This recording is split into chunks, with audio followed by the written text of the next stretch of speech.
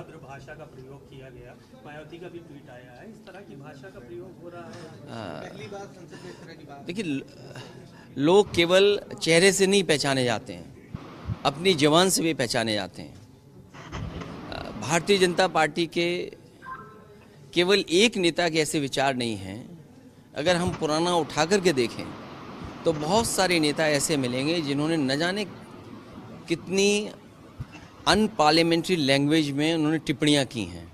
और फिर हमारा देश सेकुलर है, डेमोक्रेटिक कंट्री है, और लोकसभा में इस तरह की भाषा का इस्तेमाल करना, इनको हमेशा हमेशा के लिए पाबंदी लगा देनी चाहिए। पूरी पाबंदी इन पर हो जिससे कि ये चुनाव भी न लड़ पाएं। ऐसी पाबंदी लोकसभा को इनके ऊपर लगानी चाहिए। दानिश अली कह रहे हैं इस्तीफा दे देंगे हम संसद से, हमारे साथ न्याय नहीं हुआ। तो ये लोकतंत्र का मंदिर है और यहाँ पर ऐसी भाषा का। देखिए, डेमोक्रेसी और दुनिया हमारी डेमोक्रेसी को बहुत करीब से देख रही है कि हमारे देश के लोग या वहाँ की जो लीडरशिप है, जो सरकार है, वो क्या फैसला लेती है।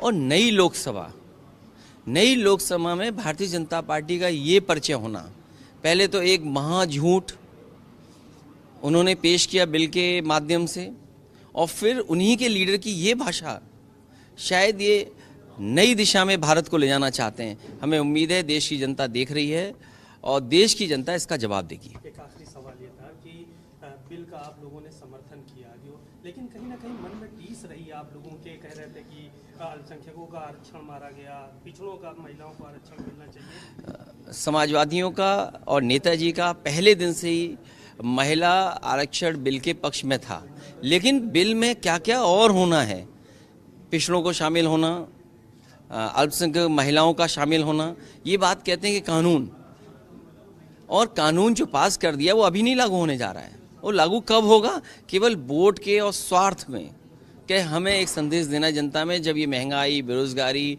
और तमाम चीज़ों का जवाब नहीं दे पा रहे हैं, तो नई लोकसभा के बहाने एक महिलाओं के लेकर के ये बिल लेकर के आए हैं। लेकिन वो ऐसा अधूरा बिल है जिससे महिलाओं को आगे बढ़ने का मौका नहीं मिलने वाला।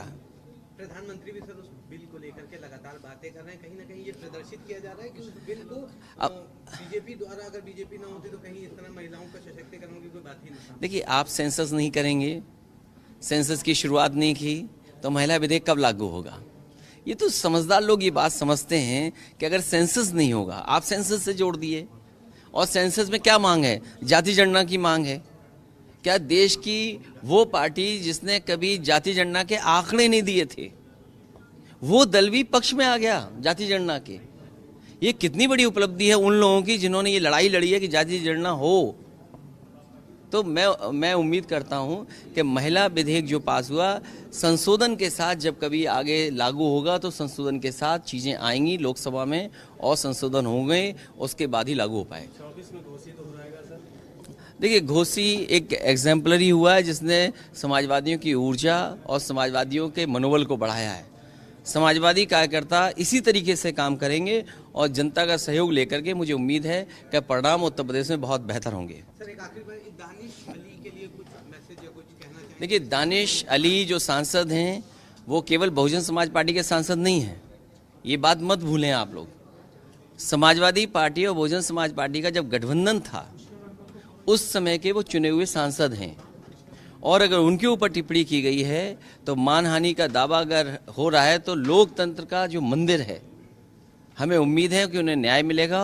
और ऐसे लोग जिनकी जुबान इतनी खराब है उनको पूरी उम्र के लिए पाबंदी लग जाएगी कि चुनाव नहीं लड़ पाएंगे। मानहानि के दावे को लेकर के आप भी कुछ? हमें उम्मीद है कि लोकसभा में जो सांसद बैठे हैं और जो लोगों ने देखा है उस पर कार्रवाई होगी।